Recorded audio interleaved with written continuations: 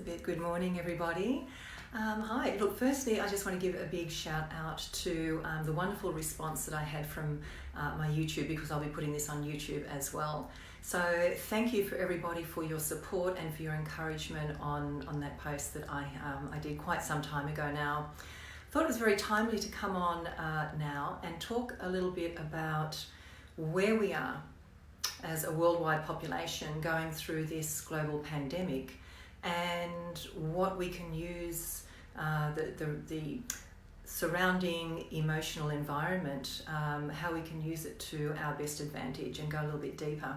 So I've written a post about this, which I will be reading from, but I just wanted to add more to it as I went as well. So there'll be the written post as well, with a little toolbox at the end and lots of links for you to use to help you navigate if you're having any questions that pop up for you that you think might be helpful. Okay, so first of all, I really wanted to talk about the relationships and how this time we certainly go through an emotional shift, and there's a pattern of these emotions that we go through, and I'll show you that chart in a moment. And I think we've all gone through the initial stages of these changes. We've all been shocked, and there's been denial, and there's been panic, and there's been a lot of reaction about the situation that we've been put in, and it's been going country to country, and we've seen people taking it seriously and people not taking it seriously, and we've seen the media hype. So there's just high emotions everywhere you look. So by now, a lot of us are in isolation, and we're staying put, we're staying that way, and we're flattening the curve. So what we want to have a look at is, what is the gift in all of this that we can really move forward with, move beyond with? So, and where we can find these gifts. So looking at relationships, we want to look at the relationship that we have with ourselves and how we're feeling as a direct result of the shift that we've been placed in, the changing situation that we've been placed in that's sort of beyond our control. How are we going to really take control of this situation for our own benefit, for our own well-being? The biggest thing to look for is signs in your body and how it's reacting or how it's responding. So are you getting feelings of fear still coming up, still rising? And are they your major feelings? And what are you doing about the fears? Are you trying to numb them, with food or with alcohol? Are you drinking more? Are you eating more? Are you exercising less? Are you exercising more? Are you bringing exercise into your body? So when you do get over the initial reactionary stages, you can start to feel into the messages that your body is giving to you as regards to if you have any aches or pains or any real symptoms coming up in your body. The thing to do is to go in and really listen to where your body is speaking to you from. So, and it really is very important. Your body could be speaking to you through headaches, or through just a gut pain, or through joint pains, or through high anxiety, or through really slipping down on a downward spiral. So it's really important to actually start writing down and really listening how your body is speaking to you. There's some great resources that you can find online and in books to help you go within, but I find that the best way is to just have a little inner chat and meditate on what's the depth behind the stories that your body is telling you, the hints that your body is telling you, what's it putting out there for you to really hear.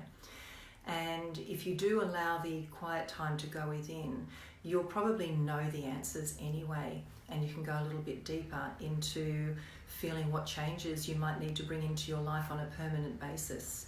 If fear is still the overriding factor of where am I going to be? What am I going to do about money? What am I going to do about my job? Is there going to be security? then there's plenty of, in Australia we're so lucky, there's packages being offered. So make sure you look after yourself and get what is being offered in order to support you in this time. Look after yourself and take that money worry out of the equation, because through all this, new gifts are going to abound. A lot of new opportunities are going to really present themselves if we allow them a gate in, a doorway in. So we've got to allow time and space for those doorways to start to open in front of us and allow those opportunities in. So personally, I haven't felt any panic set in. I've sort of work in this field anyway, as most of you know, as a healer, that any challenge presents opportunity. So I thought straight away, wow, I wonder what's going to come out of this, or I wonder what's going to change in my life and in the surrounding environment that I'm in my work environment, in my business, in my family, in the country that I live in. So I immediately sort of went probably to a place where I started being curious. And that's what we really want to do, is get curious about what's coming and what opportunities can come from the challenges. So I'll just begin reading what I wrote, because I don't want to miss anything that I wanted to cover today. So many of us are in isolation. Some have been given reduced hours and forced holidays and leave, living day by day, waiting to hear if you still have a job, and some are busier than ever depending on the industry that you work in. So it's important to know there'll be defined stages that we all go through, male or female, as well as the intricacies of how these stages affect men and women differently. So I'll just give you a quick little look at the change curve that I'm going to be talking about a little bit, and that's what it looks like. So you've got those stages. It's fairly simple. So, we have those stages that we go into, the initial shock and denial, and we go into frustration, and then down into depression. And then we start the upward curve into experimenting and decision and integration. So to just take it back a little bit, as the weeks go by, the stages that we go through are predictable because of that chart that I just showed you. So at some stages we usually come into frustration and mild depression, which is meant to be the bottom of the curve, and that leads back up into creativity and experimenting and becoming decisive and integrating change in a positive and creative way. But not always. Sometimes the bottom of the curve can flatten out for an extended period of time if we don't follow the momentum into the upward curve. So it's here where we need to be uber aware of our mental health and ensure that we don't feed the downward spiral. So a daily timetable of exercise and meditation in some form is great, as is sex. I mean, sex is our creative center, and it's really important to tap into that during this time. So a bit more on that a little bit later. So like I always say, it increases your creativity and it feeds your soul. So why wouldn't we utilize it, especially at this time? I mean, God gave each of us a very large part of our body and our life, and a center that creates life, and that when it's not busy creating life, it's busy creating. So that center, and funnily enough, is where we often have big problems, and that's why there was a lot of attention on the last video that I did about prostate massage, because that's where a lot of frustration, anger, blame, shame, all of those downward spiral emotions get stored in that area. And if we don't start to take care of release in that area and release of all those built up emotions, then we're going to become stuck and we might stay on that downward spiral. So becoming aware of where you are right now is really helpful. So for both men and women, our emotions will be tested, and we can choose to communicate and share them or hide them. Hiding them will definitely result in a buildup of emotion, which can go off like a volcanic eruption at the drop of a hat. So I don't encourage that. So some tips on communicating effectively. I've broken this into men and women, but take what you will. So for women, it can be frustrating because it might feel like your husband or partner is invading your territory now that he's home more, especially if you're used to lots of time away from each other. And here is where your love languages will become obvious to each other. I'd highly recommend doing the quick love languages test online. Now that's the 5 Love Languages book, but I'm going to put a link to do the love languages survey, and that gets emailed straight to you. There's no cost, and then you can go through and understand each other more. It's a great little game and activity to do with each other, and then you can start building from there. It's a great resource to use. Understand also that your partner is going through this crisis in a different way than you are. That's just because men and women are different. As a provider and a protector, his self-worth and confidence and ego will take a big hit at this time. And he needs to be able to rely on you to understand and support him emotionally when he needs it. And you're probably thinking, what about me? We'll cover that in a moment. So remember that if something is annoying you, communication is key. Don't use negative communication like nagging or manipulation, which we're really good at, we can be.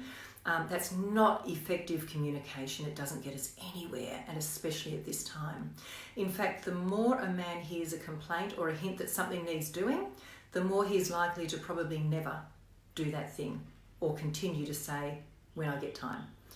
He needs acknowledgement and appreciation rather than little digs and frustration, and he will do it. The number one thing you can do for your relationship is to listen without interrupting. Men often take quite some time to say what they want to say. So that is, they have long pauses and time for the flow to continue. We need to encourage them to tell us all that they have to say. When we think they're finished, they're usually not finished speaking. So we have to give them time to say everything that they want to say. So long pauses and time for the flow to continue. We need to encourage them to tell us all they have to say. There is no rush, and they are not out to ambush us, no matter what we feel that they're saying or no matter how much we want to react and interrupt them. Zip the lips. So we actually, we'll get our opportunity to talk when we listen more. And when we do this, something magical happens. We actually hear properly. We hear without the focus on what we're going to respond with in our next breath. And we give him a chance to feel really, really heard. And that is your gift. When you have a man who's acknowledged, listened to, and respected, you have the most devoted and loving partner that you could ever wish for. And he would do anything for you. Am I right, guys? It's not easy, and you'll need to remind yourself constantly just to listen. So start practicing in all conversations, regardless of who they are with.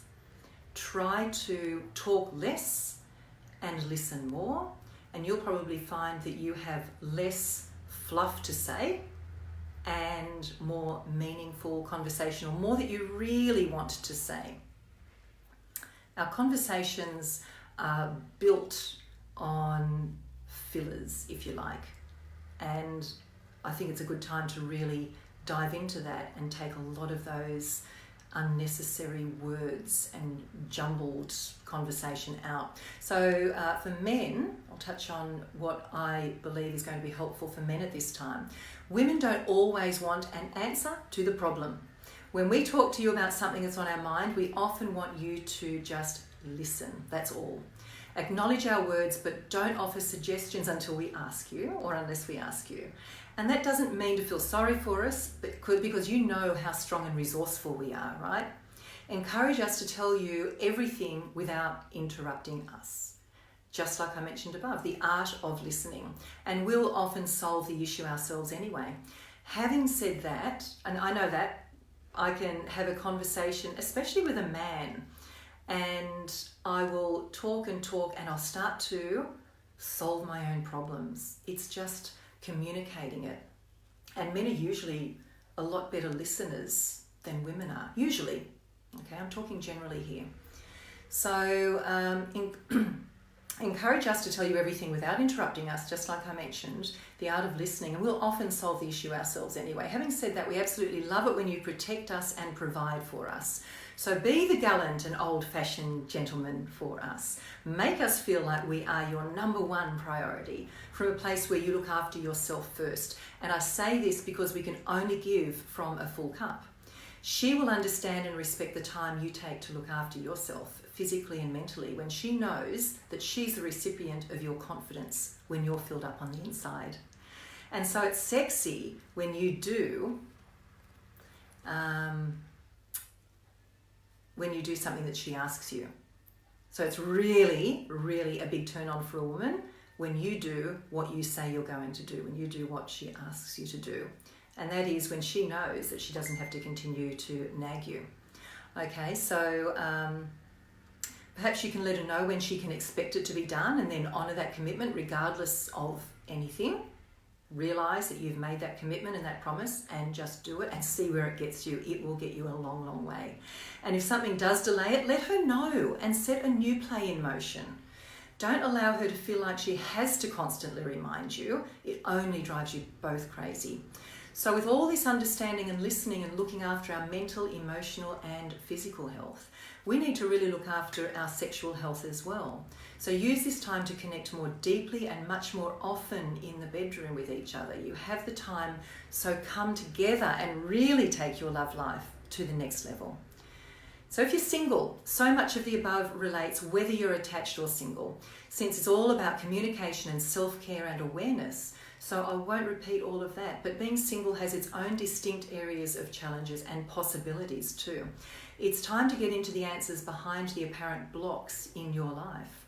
If you would love a partner in your life and can't figure out why this hasn't happened yet, there's work to do. If you're happily single, that's awesome, and you can use this time to tap more deeply into your creativity and life purpose. Also diving into the blocks that you may have around accessing your next levels, whether that be in career, money, health, or whatever area of life that's in. And time can be your best friend or your worst enemy when you have things that you've been avoiding facing. They will only grow and manifest more deeply the more time that you waste on not confronting them. So you can think of or write down your biggest fears and then go into the reasons behind why they feel that way for you. What happened in your younger life to make you feel this fear?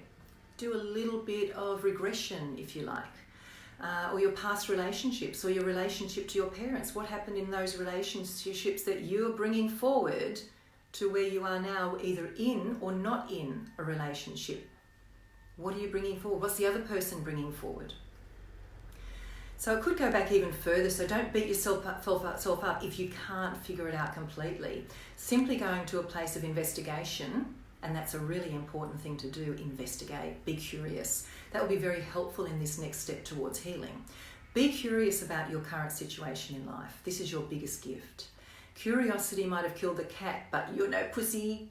So let it be a big step to getting what it is that you desire. Okay, curiosity, investigate, always be curious about when something comes up. Why am I feeling this way? There has to be something behind it that's a hint. Everything we feel is a hint. Something from within is trying to tell us. There might be a pain, there might be a constant thought, there might be anxiety over a thought, and if there's no medical reason or issue, then there's your body. Go to where your body is trying to tell you, and don't stop investigating and inquiring until you start to get answers from your body, from yourself. So I've said a lot here and have not wanted to go too deep since it gets very personal and individual.